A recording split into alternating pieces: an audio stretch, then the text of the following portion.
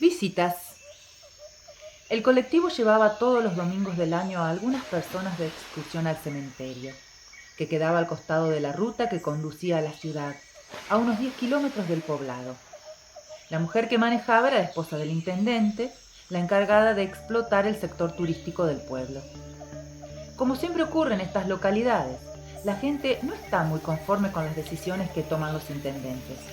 Pero también, como en todos los pueblos, es difícil contradecirlos, porque donde el que manda se enriquece y posteriormente, con el dinero obtenido, adquiere más poder, no es fácil rebelarse. Siempre en los pueblos chicos hay quienes dominan injustamente, pero también están algunos que se resisten.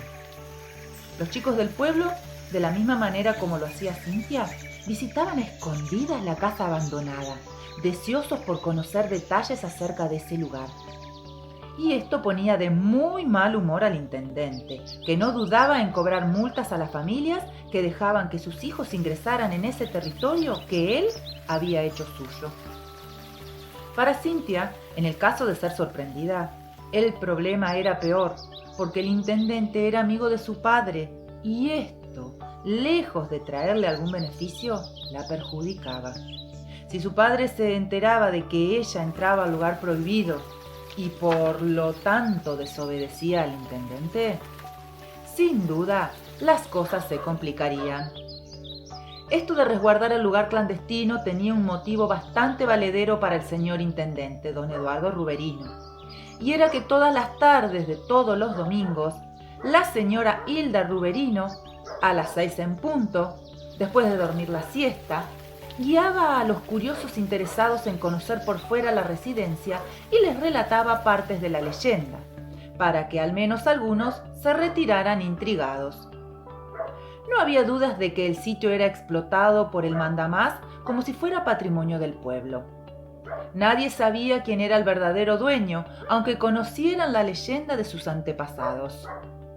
Después de la visita guiada, desde la oficina de turismo, la propia señora del intendente aconsejaba a los visitantes un pronto regreso y prometía, para un futuro no muy lejano, incluir un paseo por el interior de la casa.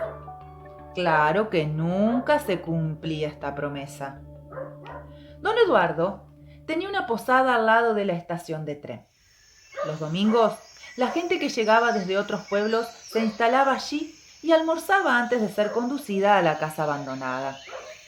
Pero la historia de la casa abandonada no era la única explotación del mandamás, sino que don Eduardo también sacaba réditos de la excursión al cementerio, ya que ponía a disposición de los habitantes el colectivo naranja y la voluntad de su esposa, pero les cobraba un peso por el viaje. Y como quien más, quien menos, todos tenían un muerto en la familia, los domingos el micro salía repleto y había que anotarse en una lista durante la semana para poder viajar. En épocas de fiesta de guardar, los viajes se multiplicaban. Las visitas a la casa abandonada también se duplicaban en noviembre o en las vacaciones de invierno. Las promesas de develar su interior quedaban sugeridas en los visitantes y por eso la mayoría decidía volver.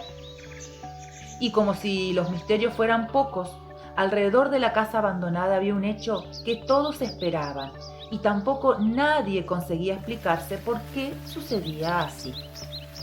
Como las cosas que no tienen explicación atraen a la multitud, no fue difícil darle al pueblo azul una identidad que en los alrededores nadie desconocía, aunque fuera un lugar olvidado para las grandes ciudades. Ese hecho tan misterioso y casi mágico que, año tras año, venía repitiéndose estaba muy bien contemplado por el matrimonio Ruberino, y ellos se encargaban de difundirlo. El asunto tenía intrigados a Cynthia y a Bruno, y también a los demás habitantes de Azul. Y eso que sucedía todos los 28 de noviembre, desde que los más ancianos recuerdan, era muy rentable para la gobernación. Por eso, noviembre, además de generar dinero con el Día de los Muertos, se hacían muchos viajes al cementerio. También era rentable porque de todos los pueblos vecinos venían a la fiesta que se hacía en Azul. La fiesta era para celebrar el misterio. El misterio era que ese día exactamente, como si se tratara de un cambio designado por la naturaleza, la casa abandonada, esa casa que tenía sus puertas cerradas desde hacía añares, de golpe y de un día para el otro sufría un cambio. Y así como quien cambia de color de piel cuando se expone al sol mucho tiempo, la casa de la luz de la luna cambiaba su tinta. La casa de paredes blancas, abandonada y misteriosa, se teñía de azul. Cada 27 de noviembre ellos concurrían a la fiesta que se daba en vísperas del cambio de color de la casa, que pasaba de ser blanca a estar azul. Nadie en el pueblo pudo presenciar el momento justo del cambio de color. Era un misterio en qué momento sucedía ese pasaje del color blanco al color azul y viceversa. Todos sabían que el azul solo duraba un día en las paredes de la casa. La fiesta del jacarandá era una fiesta que empezaba desde la mañana con misa, procesión de la Virgen del Rosario y baile donde elegían reina y princesa e invitaban a reinas de otros pueblos. Pero lo más importante era lo que sucedía después. A la madrugada del día siguiente, mientras el pueblo dormía agotado después de un día de fiesta, la casita abandonada se ponía azul. Ese fue el motivo por el cual el resto del año, aunque la casa volviera a estar blanca, todos la llamaban la casita azul.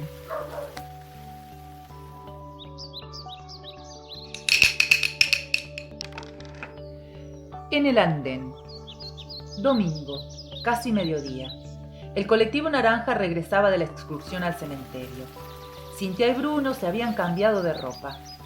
Cintia escondió las prendas mojadas en el fondo del canasto de la ropa sucia para no dar explicaciones.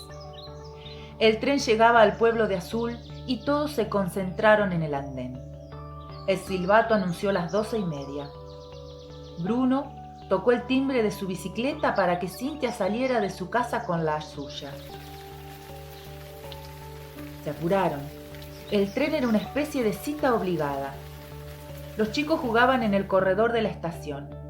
Las señoras caminaban por la plataforma de la vía. Los hombres hablaban de fútbol también en el andén. La máquina se acercaba echando humo. El ruido imponente espantaba a los perros y a las gallinas que andaban sobre los rieles. Y todos se detenían a observar a los viajeros que al mismo tiempo y con el mismo asombro reparaban en los lugareños. Algunos pasajeros descendían y se iban a la posada del intendente para almorzar y a la tarde hacer la excursión a la casa abandonada. Otros seguían hacia diferentes destinos. Los visitantes tenían una sola posibilidad de regreso: el tren de las 11 de la noche. Eran los únicos horarios de trenes del pueblo desde que el nuevo presidente del país había decidido recortar gastos. La gente que no tenía auto no podía ir a la ciudad más que un domingo. Ese acontecimiento producía otro: la llegada de las noticias con el único diario que venía azul en toda la semana. Cintia se acercó a Manolito, el encargado del kiosco. Le pidió 2 ejemplares, uno para la abuela y otro para su padre, pero solo vendía uno por persona. Tuvo que hacer la cola 2 veces. Luego, Bruno compró uno para su madre.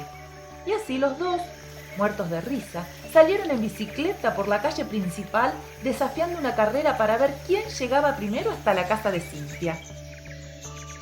La mañana se embutió de lleno en el mediodía pueblerino, donde no faltaba la música dominguera, que salía por los amplificadores de la camioneta del intendente. Las cumbias resonaban provocando una alegría momentánea en los habitantes.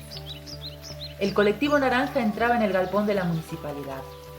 La gente se iba a leer el diario a sus casas.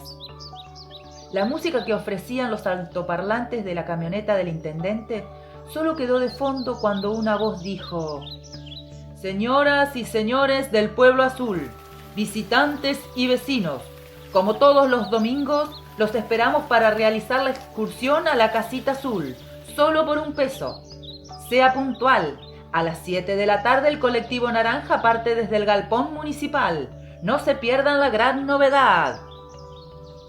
Bruno y Cintia se alejaron por la calle de la plaza corriendo una carrera, mientras el tren proyectaba su retirada.